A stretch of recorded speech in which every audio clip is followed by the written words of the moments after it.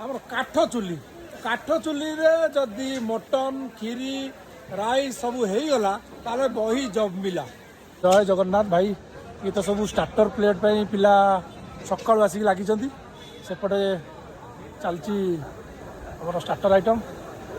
ଆଉ ଗୋଟେ ଇଣ୍ଟରେଷ୍ଟିଂ କଥା ଭାଇ, ଆମର ଯେତେ ରୋଷେଇ ହଉ ଏପଟେ ଦହିବରା ବିଟୁ ନନା ଚଲେଇକି ଦହିବରା ରେଡ଼ି।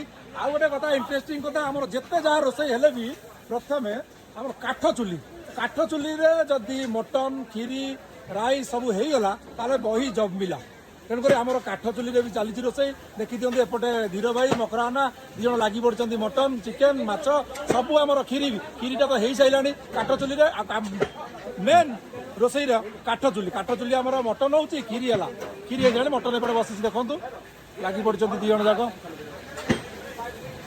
ସେପଟେ କ'ଣ ବସିବ ଭାଇ? ଆଉ ଗୋଟେ ବସିବ ମଟନ ଦୁଇ ପଟେ। କାଠ ଚୁଲିର ଟେଷ୍ଟ କେହି ଦେଇପାରିବେନି। ରହିଲି, ଜୟ ଜଗନ୍ନାଥ।